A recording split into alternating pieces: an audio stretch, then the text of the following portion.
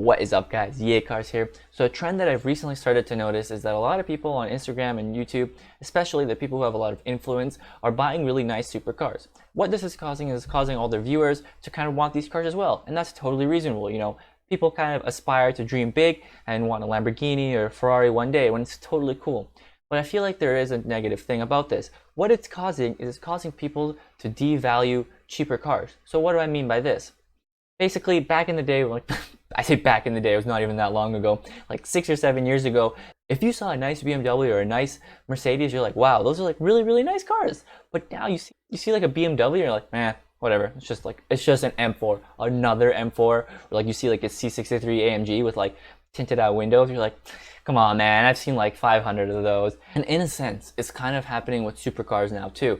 You see, especially on the YouTube channels where they're talking about how everyone has a Huracan, everyone has a 570S, and I think that's not a good way to go about it. That's why I feel like nowadays, especially on YouTube, to kind of have your channel blow up, you need to buy a hypercar.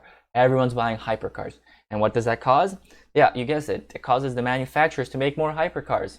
And I don't think that's a good way to go about it. And I'm not even joking, actually. This morning when I woke up, I went on my Explore page on Instagram. I literally saw 4 hypercars, and then 2 of them were brand new McLaren hypercars and Bugatti hypercars.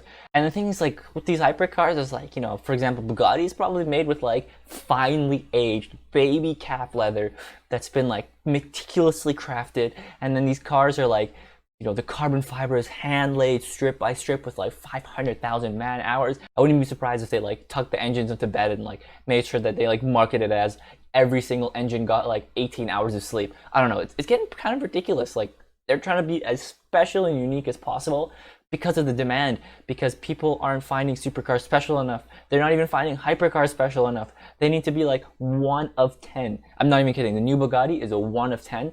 I think it looks bad, and that's happening because social media is normalizing supercars. Okay, so now what are some fun cars to drive that don't cost as much as a house? And I swear I'm gonna get so much flack for this because this is like, I think it's a crime not to include a video about cheap cars that are fun to drive if I don't say a naturally aspirated Miata. I swear every single forum that I've read, every single, like small scale YouTube channel, anywhere, they all just say like, the Miata, buy the Miata. It's so fun. I don't even know how much horsepower it is. It's kind of sad that I don't know yet. I'm going to put it on the screen, how much horsepower a naturally aspirated Miata has. But those things are like super cheap. I haven't driven one, but from what I've read, I can probably say that they're fun to drive. They're super cheap. I think they're around $5,000. They're manual, which is really, really important. And they have pretty good handling from what I read. I think there was actually a video where some guy took a Miata, modded it up a little bit, put around $3,000 into it, and it outperformed a Porsche on a track, which is pretty funny, right? And let's say you're someone who wants to spend a little bit more money. You don't want to spend $5,000. Don't worry, I got the car for you. The hot hatches, baby. That's right. The Type R, the Golf R, the Hyundai I'm just gonna call it Velociraptor, and the Ford Focus ST. So one thing these cars all have in common is that they are manual. And again, I haven't driven all of these cars. I actually don't get to drive many of these cars. But again, from what I've read, everyone says they're really, really engaging. They have a little bit more horsepower, somewhere around the 300 range. The 0 to 60 around 5.5 seconds. It really kind of varies from the cars.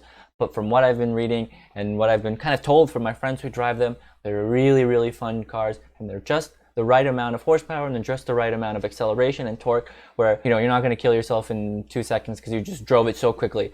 They have the right amount of horsepower and speed where you can enjoy the car and have fun with it. And for those of you who don't really know these cars off the top of their head, they're actually not that expensive. I think the Type R is the only one that's selling for more than MSRP. I'm not sure why. I think this is only happening in the United States.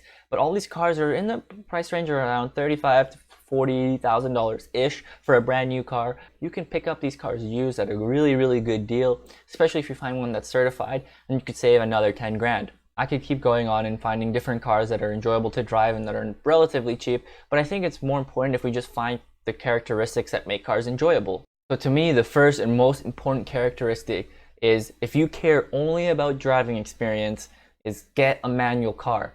Manuals are so much more engaging than automatic cars for weekend driving. It just feels like you're going faster. I don't know. It just does. When you're driving a manual, when you're shifting the gears, it just feels like you're part of the car. You're doing a lot of work, and I think that really, really does add to the driving experience of the car. So the next point isn't that important. I feel like if anything, it might not even apply to some people because some people wouldn't be able to even tell, but that's handling. I think having good handling on a car makes the car more enjoyable if you care about that. I know some people never take their car to the track. You know, people have trucks and they enjoy their trucks. You would never be seeing a truck on the track. It just doesn't make sense at all. So that one's, I feel like, not as important as the other ones, but it's definitely something to consider. I feel like if you want a sporty car, then handling does matter. Now we're going to get into probably the most important thing to make your car personalized and more enjoyable and more fun for yourself, mods. Yep, twin turbo kits, over the top wide bodies, everything.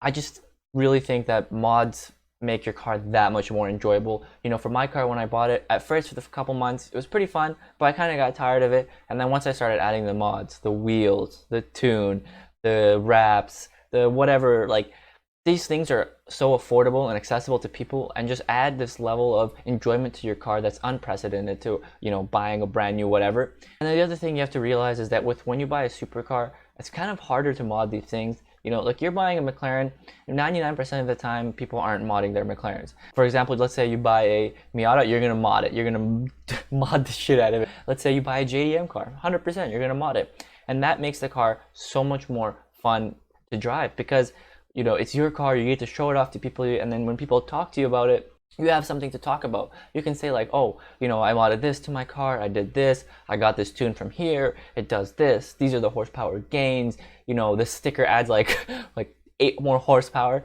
Whereas I feel like with more expensive cars, you don't have that. You can't talk to other people about what you did to your car. It's more that, hey, I bought this Lamborghini, and yeah, it's my Lamborghini. Does that make sense? So those were the most important points that I thought to consider when taking a look at whether or not you need an expensive car to enjoy driving, and you absolutely don't need a supercar, a hypercar, a whatever car that the manufacturers are going to come out to have fun with your car and enjoy it. Anyways, I hope you guys enjoyed today's video. If you did, consider subscribing and drop a like. I would really appreciate it, and I'll see you guys in the next video.